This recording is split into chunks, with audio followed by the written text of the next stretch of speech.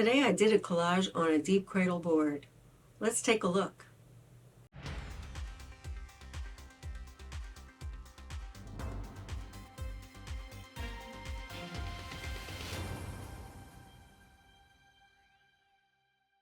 So one of my favorite things to do is to do a collage with papers from my jelly prints.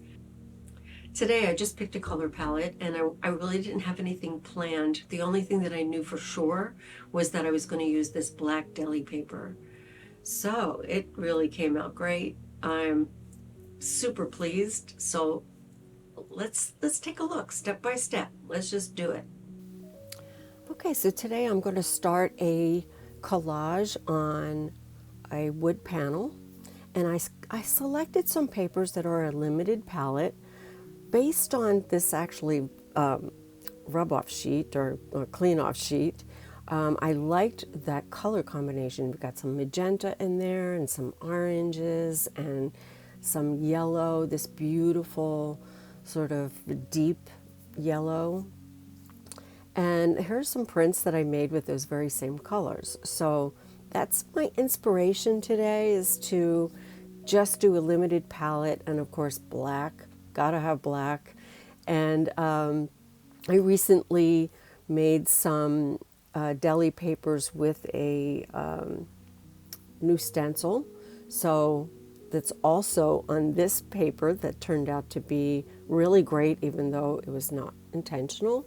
And so I'm going to just tear up some papers, and I have no idea what I'm doing yet. So let's just go for it. The only thing that I do know is that I want to use this letter that I put some color on top of, and this black on deli paper. I definitely want to use that. That much I know. Beyond that, I have no idea what I'm going to do. So let's just keep going.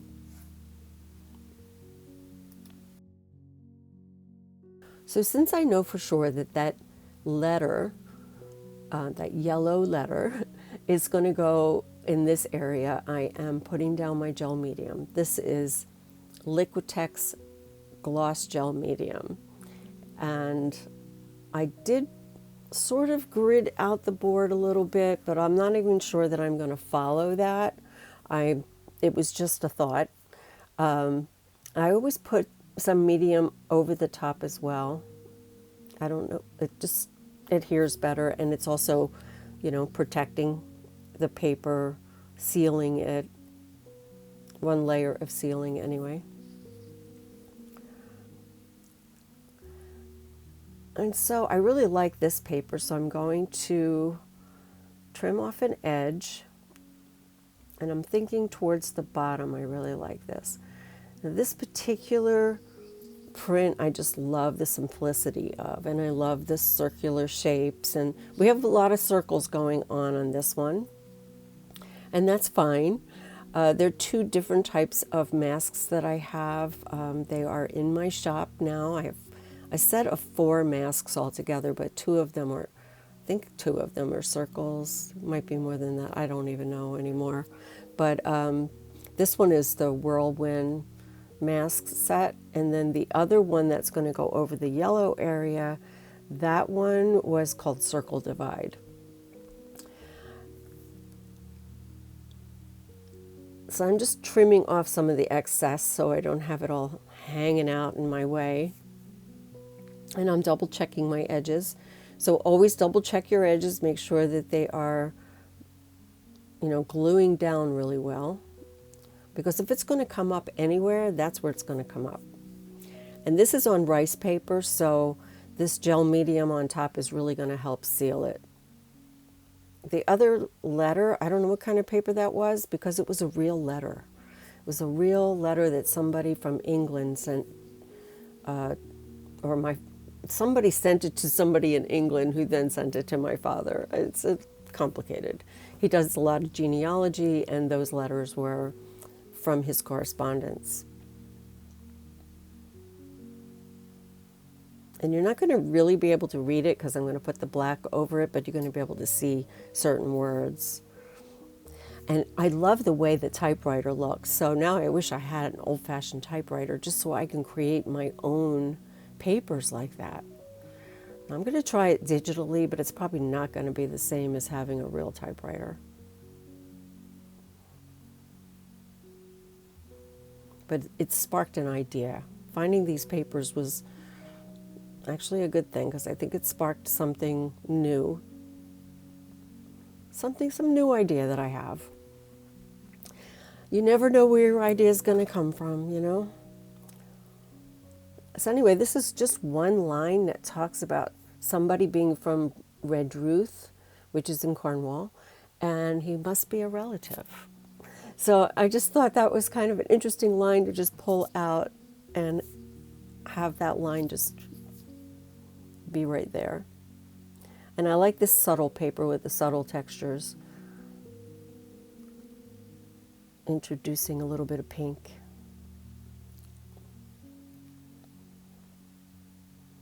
And this isn't really a color combination that I usually do, and I like the limited palette. I think it's coming together nicely.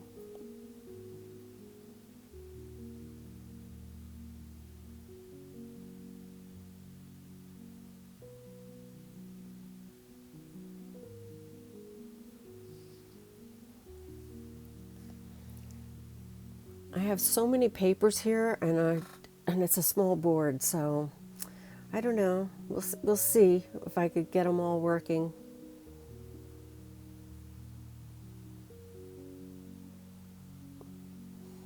But things that I know for sure, I glue down as soon as possible. Get the thing moving along. We don't want to overthink anything.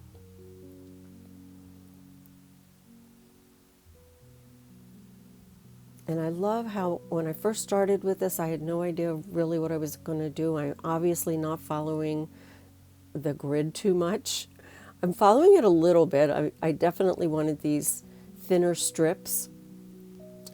But I was going to do 2 pieces in that middle section, and I think I ignore that. Sometimes the simpler the better. And this print I absolutely love, so I have to include it.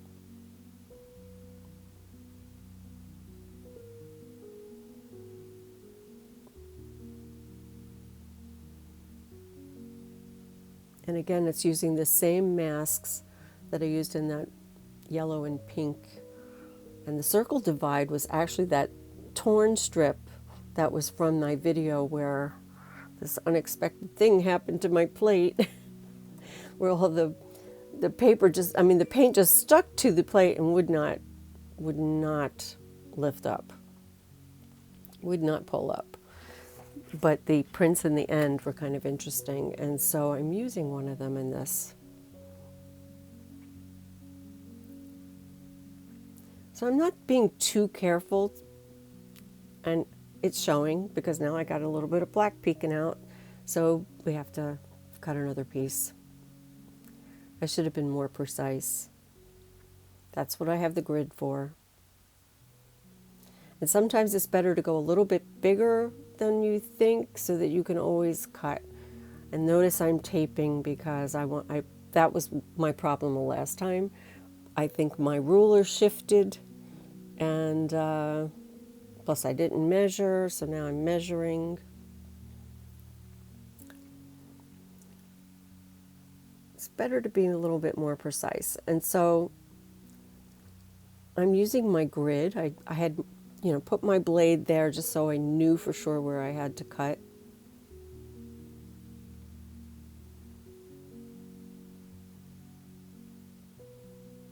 Measuring again. What do they say? Measure twice, cut once. That applies to paper as well.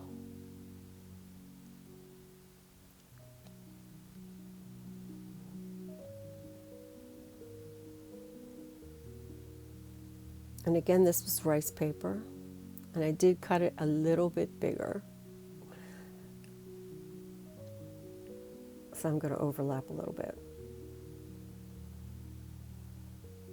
Or I might have to cut it. I don't know. Because I don't want to lose some of that type.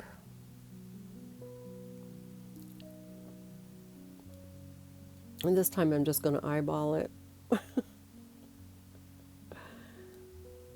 And I'm making sure that it's like the same top and bottom. I'm just going to take a little sliver off. Okay, so now that we've got it to the right size, I am gluing it to this middle section.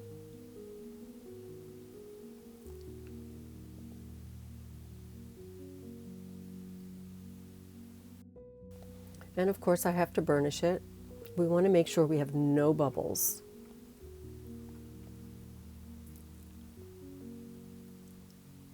And I use various kinds of burnishers, but I frequently use the catalyst wedge like that one right there. Anyway, so now we're going to do our deli paper. And I love these circles. I love how graphic they are and how the deli paper is going to allow us to see that yellow letter.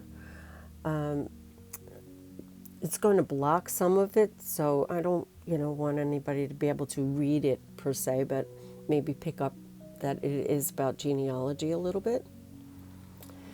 So they'll be able to see some words, but not too much. I should have had a sharper blade because I'm struggling here with trying to get this deli paper cut. Just a couple of stray ends.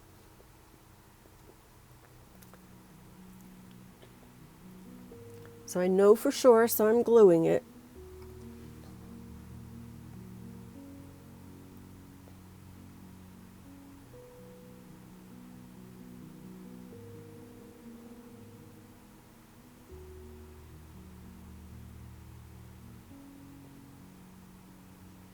Getting out all the bubbles, but I love how it toned back the yellow just a little bit.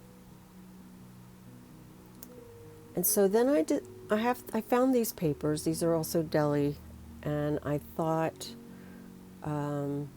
maybe some little boxes of this, like maybe cut like a square or a rectangle and overlay it.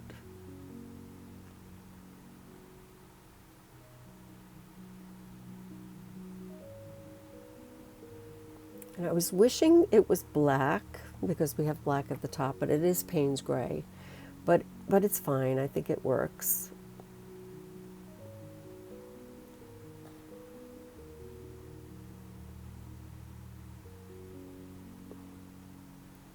So I'm also going to cut like a rectangle. I want to introduce this in two places.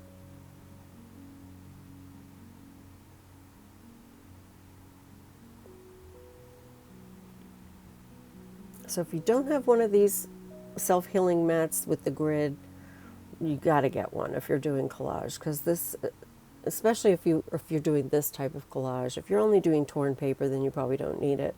But for any cutting where you want to make sure that you have right angles and all of that, it's wonderful to have this grid right there and to be able to just cut away.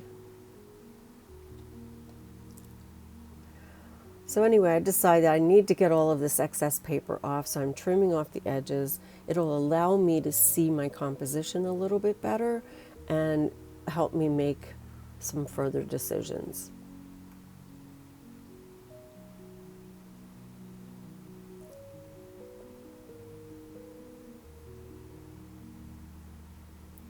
So far I'm happy with it, but I know that it's still missing something.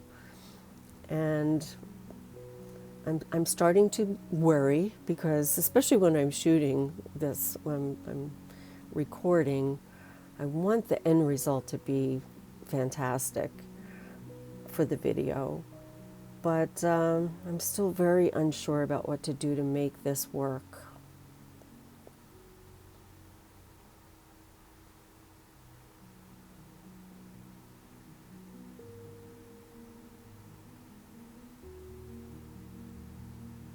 I'm feeling very unsure of myself at this point. It happens.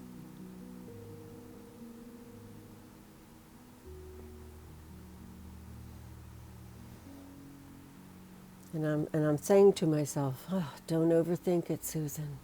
Don't overthink it. But I start thinking maybe those papers aren't good enough. You know, maybe they don't belong on this one. The shapes are so different. Maybe you shouldn't be putting that on here. You know, I was really struggling. Oh, what am I going to do? I kept moving it around, turning it sideways. I'm definitely thinking that it needs to be in this portrait mode when it's finished. I'm just not sure what to do to make this thing work. So I was unhappy with that particular sheet. Had a tiny little bit of white on both sides. So I decided, I mean, like really tiny bits. I could have just like pulled out some magenta paper, paint, and I could have just painted those edges. But I decided that, you know, let's just add some more paper. And this is part of that tissue that inspired this whole palette to begin with. And again, I'm back with this, but I decide, okay, I'm just going to go for it.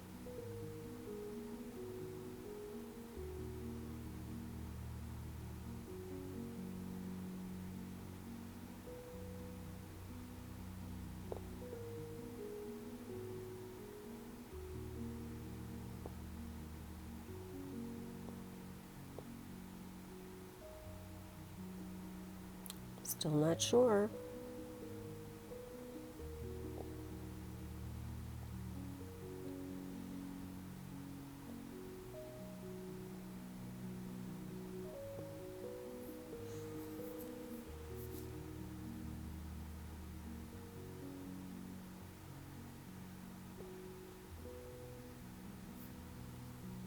So I think at this point, I'm thinking I'm done. I'm going to wait until this dries, trim off the edge, and I think I'm done. But I'm still not happy. I'm still thinking something is needed. So, but sometimes it's best to just clean up, walk away, come back in a few more minutes, and see if we can fix this. It was definitely time to take a break. And with a fresh mind, just a little bit later, I came up with a great plan. So I went back into my stash of scraps, I guess you might call them, and I found these pieces. And this one is perfect. So as soon as I laid it down, I knew this is it. This is absolutely it. So out comes the gel medium, and we are putting it in place. Now this is a little bit tricky because it's a little, you know, it's got a lot of texture to it, and it's got these long strings, and I'm actually able to kind of move them around a little bit and get them into the position that I want, you know, make them a little wavier, as you will see in a second, and just kind of move them around a little bit. Anyway, it was perfect, the perfect thing to finish this collage off. So I'm very, very pleased with this in the end. So here's a close-up. If you like these types of videos, please give me a thumbs up. And you like that little animation that YouTube has recently added to the like when I say, please like this video? I like it, it's fun. Okay, so I love that. That was a lot of fun for me today. This was absolutely, I was struggling with it at first. I really was. I was struggling. I had no idea how to make this look good. And in the end, I'm super, super pleased. It's one of my favorites from the more recent collage work that I've done. So this is, you know, these are just abstract collages, unlike what I normally do, you know, with my, you know, my paintings, my larger work. So I'm always excited when, you know, an abstract collage comes out and I'm actually pleased with it. I'll be sharing it to social media and see if other people feel the same way. Sometimes they agree with me, other times they don't. Anyway, don't forget to create, inspire, and share, and I will see you next time. Take care. Bye-bye.